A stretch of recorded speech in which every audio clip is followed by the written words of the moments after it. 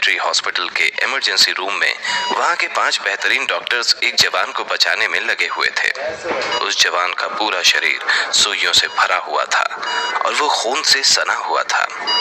Computer पर तो वो जवान जिंदा दिखाई दे रहा था, लेकिन देखने में ऐसा लग रहा था जैसे उसकी आंखों से जान चली गई हो।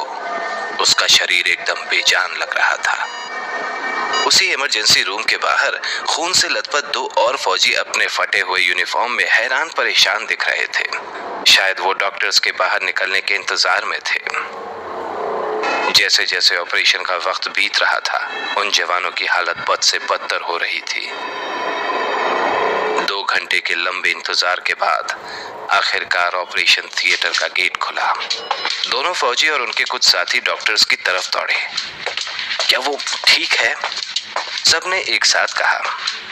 4 डॉक्टर्स वहां से सिर हिलाते हुए निकल गए, जबकि एक डॉक्टर वहीं रुककर उनके सवाल का जवाब देने लगे। हाँ, हमने उसे बचा लिया। ये सुनते ही वहां खड़े सारे फौजियों के चेहरे खिल उठे।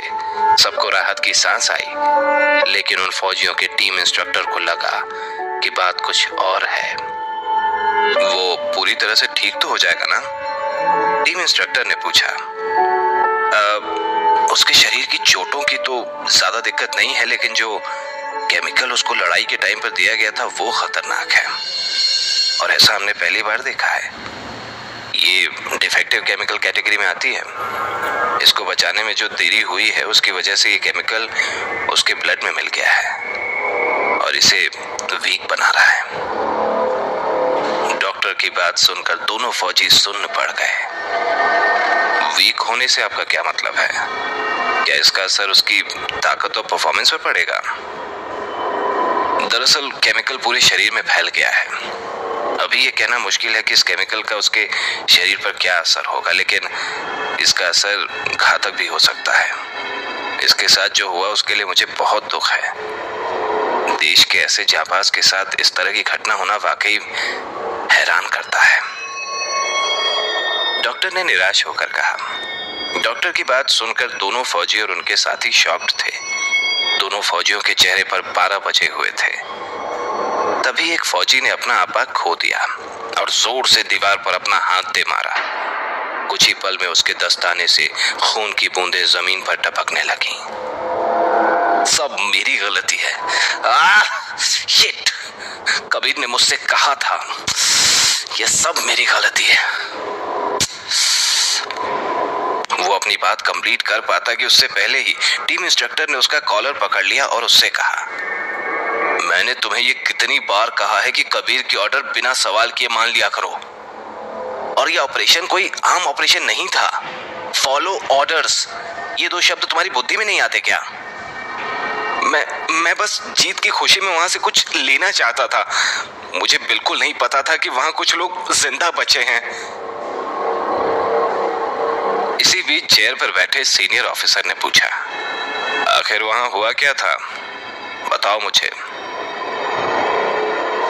दूसरे फौजी ने दीवार का सहारा लेते हुए धीरे से कहा, कबीर ने हमें वापस लौटने को कहा, और जब विशाल वहां से कुछ लेने गया तो तभी एक साइंटिस्ट वहां उस केमिकल का इंजेक्शन लेकर विशाल पर अटैक करने लगा। कबीर विशाल को बचाने गए और वो केमिकल का इंजेक्शन उनको लग गया। ये सुनते ही सीनियर ऑफिसर ने विशाल की तरफ देखा और चिल्लाते हुए कहा, इस गिल्ट के साथ कैसे रह पाओगे तुम? मैं बस कबीर को ठीक देखना चाहता हूँ। विशाल को सिर्फ कबीर की चिंता थी। इन सब बकवास का कोई फायदा नहीं। जाओ अंदर जाओ और देखो कि वो ठीक है कि नहीं। डॉक्टर ने दोनों को चुप कराते हुए कहा, जिसकी बात सुनकर दोनों फौजी हिम्मत करते हुए कबीर के कमरे के अंदर तक गए।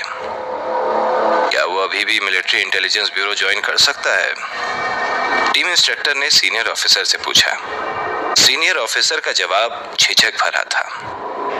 ये मिशन तो ठीक गया और हमने उनका रिसर्च पीस भी खत्म कर दिया, लेकिन डॉक्टर की माने तो कबीर अब फिजिकली उतना काबिल नहीं है।